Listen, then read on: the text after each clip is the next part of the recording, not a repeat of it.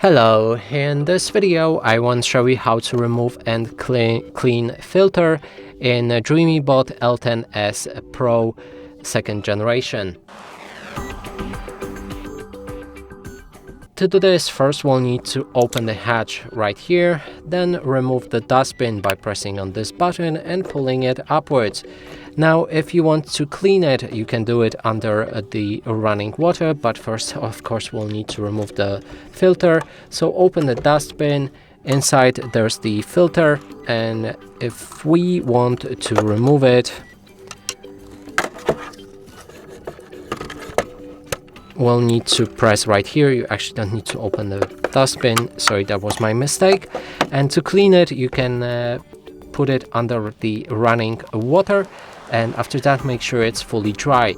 And also one tip, be careful not to scrub on it or do anything, just put it under water, because otherwise you might damage the filter.